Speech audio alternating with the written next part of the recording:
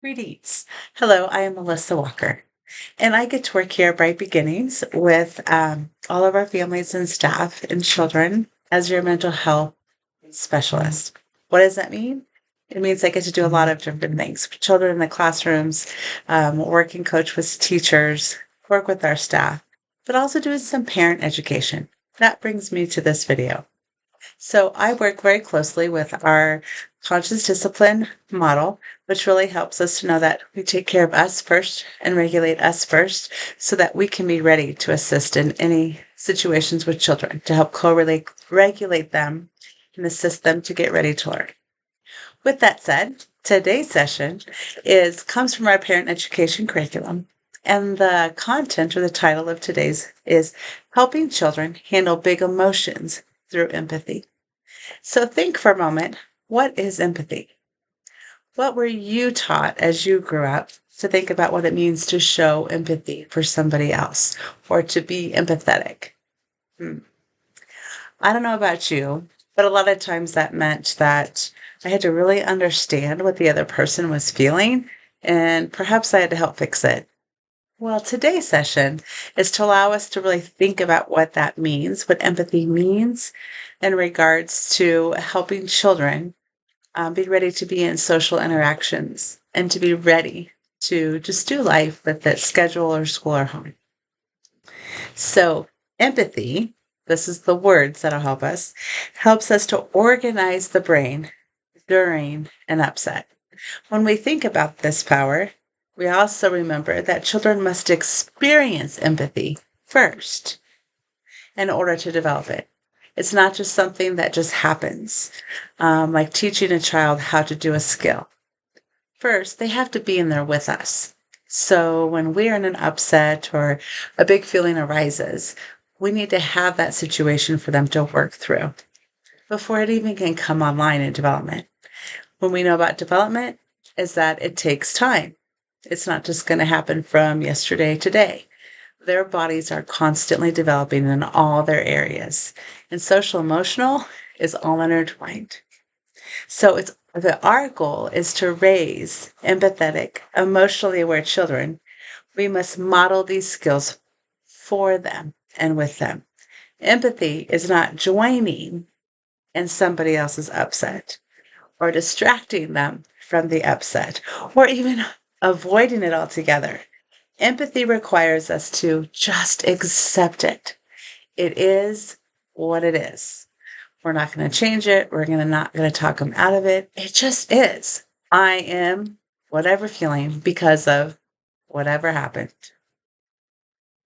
So it requires us to accept it and to acknowledge that other people's thoughts and feelings without the need to change them. Wow, humanist tells us that's a little tricky sometimes, right? So that's our focus. Empathy also requires us to see that the other person is capable of doing it, of handling whatever emotion they're brought. That little one that's over there upset because they didn't get what they wanted, they can do it. They can work through it. We don't have to change it. We don't have to stop it. We don't have to fix it. We just need to be there with them through the upset. So think about it. When we're upset, for whatever reason we are, do we really want someone to come to us and dismiss that we're feeling that way or negate it? To question our ability to be able to go through it and handle it? The same applies for our children. In today's activity, we are really going to dig in to practice empathy by utilizing what's called DNA. And if you look behind me, you'll see the poster, and I'm going to talk through all the pieces. And you can have some materials to create your own if you would like. Just stop by my office here at Bright Beginnings or let me know if you're a Sunnyside parent, and I can sure get it to your classroom teacher or at early, etc. I can absolutely get you what you need. So, what does it mean to have empathy DNA? The DNA process provides us with a formula. Sounds like a fix-it, but it's the process we have to go through to provide empathy to help children manage these big feelings that they have. The conscious discipline brain state model provides a simplified representation of the brain and the body states that show us or illustrate how empathy and the DNA process are helpful, because that's our whole goal, is to be helpful. So as we think about putting this together, be thinking about how the DNA process to upset is similar or different from how you learned, how you were raised. For example, when I was upset, my parents frankly told me, "You're okay," and just kind of dismiss it. Does that sound familiar to you? As we complete this activity, notice any familiar things that happen to you. Maybe this is a chance to really talk about it with your partner or other people that live in your household or help you in raising your children. So our goal with the DNA process is to upset from the negative survival or emotional state to the responsive integrated executive state right here in the top part of our brain. So first, we're going to think about the title of our poster. It's called The DNA Process. Do you see it at the very top? And so we would think about putting this on the very top. And then we're going to put the executive state, or the green one, on the top. Do you see it? The frontal lobe right there. An executive state is an integrated brain state, brain-body state. The skill that we can access from an executive brain or state is unlimited, creative, comprehensive, problem-solving and learning, and empathy, and just digging into the inner wisdom that we have. Pretty amazing, huh? Now, we're going to talk about the survival state, which is the bottom, this red one right here. Do you see how it's highlighted? That's called your brainstem. This is a survival state. It's triggered by threat. Something is going to attack us, hurt us, whatever. We go into what's called a flight. We're going to flee from it. Fight. We're going to fight back with all we can. Or we're going to freeze. We're going to be stuck. That's called the survival state. And this is where we might surrender and we might shut down. So as we put those two, or you see those two, now let's focus on the middle one. Do you see it with the blue part on it? This is the emotional state of our brain. And when we think about that, it's triggered when the world just doesn't go our way and we don't get what we want. Our emotional skills are limited. You're only going to hear verbal, mouthing reactions like yelling, backtalk, sass, or whatever early present parents said or did when they were younger. Do you ever go, wow, I just sound like my mom or my dad or a grandparent? Yeah, that comes right from your emotional brain. So after we put these three, or you notice these three brain state models on the side, now we're going to talk about the arrow. Do you see it in the middle? It says elevator up. We want to go from our brain, let's see, our survival part of our brain state up. Our goal is to go from here up to the executive state. And we know that children very, very few times can stay here. They don't have the capability yet. It's our job to help them practice to go up to the higher states of our brain. We, adults around them, have to be higher than they are in order to bring them up. If we are both here, well, first of all, we're not accessing the thinking brain to help. Our job is to get here and then higher. So let's talk about it a little bit more. An adult who provides an emotionally healthy response with the DNA process gives children the ability to move, again, to the higher level. The DNA process we respond to in the state of behavior by describing and demonstrating what's going on, using your words, your gestures, and expressions. Your mouth is going like this. Your arm is going like this. When we do those things, it puts our attention on what is seen. Say, describe. That's right. We continue to describe until the child makes eye contact. When we make eye contact, we connect, and we have the ability to move up in that brain state model. So then you see those eyes right there? That's going to help us to remember. We continue to do that. Now we move to the emotional state. Remember the blue part right there? Now you see where it says name the feeling. We work with our children so many times here at school to really assist them to know how to name what's going on, to describe it, to name that emotion. You'll hear us in our friends' time. You'll hear us on the stories, the feeling buddies that you might see behind me. We're going to name what those emotions are. So once we keep talking about the words or the phrases, we say it like this. You seem angry. You seem sad. If the child really isn't sad or angry, they're going to tell you, or they're going to show you a different way. This allows us to really pay attention to what we see and to access their language, the part that's been missing here for a little bit. So let's look again at the picture. You see each of the brain, right, on the left side. And then you see the arrow that talks about the elevator up. So we've been looking at the words too. Do you see that little pause right there? After we stated things like, oh, you wanted to stay up later, or maybe you wanted something different. Our goal is to get up to that green.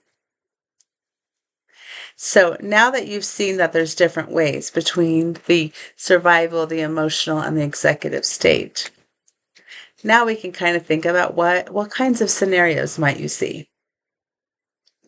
So let's look at this for a moment. There's a child staring right at their feet, feeling sad because a friend's birthday party was canceled. So your face is going like this. We're describing what happened, right? Your face is going like this. You were hoping that you were going to get to go to that birthday party. You can handle this. Then you work with them until they look at you and you give them more of the words to start problem solving what they can do next. So now think back to when you were young. Is this how your parents responded to you? Did they describe to you what was happening? Did they enter into what your feeling was? Did they wait for you to get to the part of the brain where you could actually problem solve and learn and think about some different ways? Let's talk about a few different scenarios, if you will. The DNA process is not our typical response. And so let's practice a different way. So often, right? We're at a store or a place and the child wants something. Does that ever happen? Toy, candy, gum, food, whatever it could be. And we want to think about our responses. So first, at the store, a child asks for a toy and you say, no. The child covers their face, slumps over like this, and cries. Your hands went like this. There's that eye contact.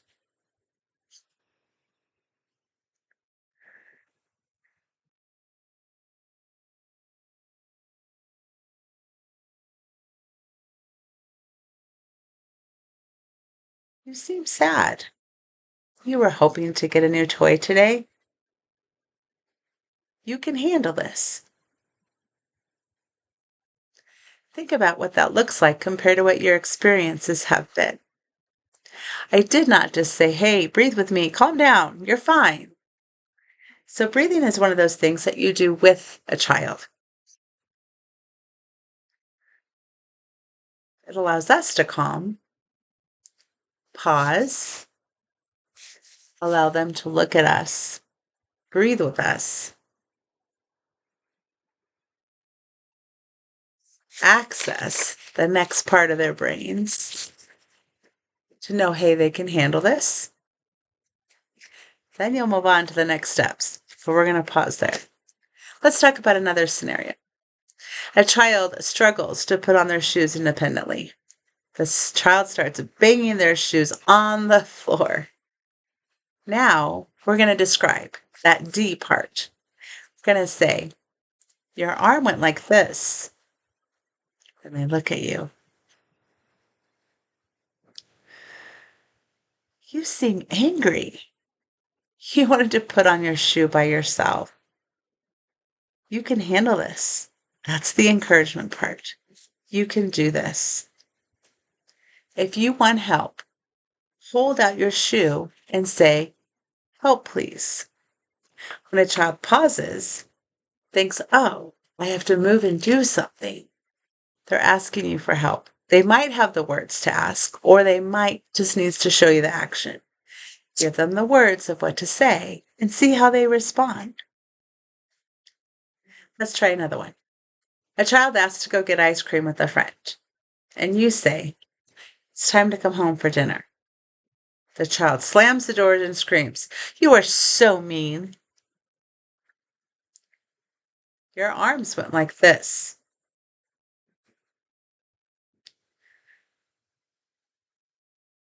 You seem angry. You really wanted to go with your friend. You can handle this. It's time for supper here at home. Did you notice that the scenario ended each time with this joining in with the child's upset? Or giving in to what they wanted? Empathy is about accepting what their emotion is and their response is to not getting what they wanted, and to move through those big feelings, not giving in and not joining in. It's also important to note that children may continue to huff and puff and still disagree with you. You'll probably go through this process a couple different times until they're ready to either accept it, take a break, and get themselves in a state of mind along with you to work through accepting what it is. We're better at trying to help manage them the more patient we are in trying to practice it ourselves. Is our nature to want to fix it? Absolutely. Is it helpful? Not really. If we get into a pattern like this, it's very hard to rewire. It's very hard to change it.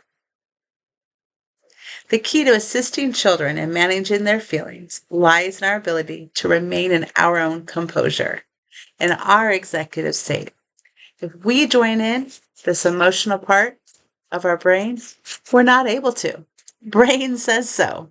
We can't access our executive functioning, that green part of our brain, if we are in the upset. So let's think about some things that we can celebrate. Think about a time when, hey, I did that. I didn't join in. Or let's practice what you did today. Maybe turn to your spouse or your partner, or you have an older child that you're working with as well. By the way, this works with every age person, not just littles. And think about ways to celebrate. When we continue to celebrate what each thing happens and what we do, it allows us to think positively.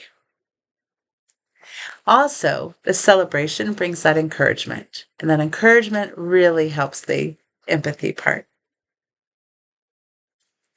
So continue to practice this DNA process, putting it together with those celebrations of what we do. Hey, I handled that. I worked through that. I can practice my confidence in that I can do it. I really appreciate the opportunity for you to jump on here and watch this video. Just a little bit about what is offered through Conscious Discipline for this session. This has so many components in it that maybe this is the first time that you've heard about the brain state model, or the first part of the breathing, and you might think, oh, I'm not so sure about this. I want to learn more. Contact me. Or every Tuesday, there's something going on right as school is starting. If it's not a connection group day, but you want to meet and visit with me, absolutely just let me know. Shoot me a message on Parent Square or let the school office know, and I will connect with you. Again, thank you for taking a moment to learn a little bit more.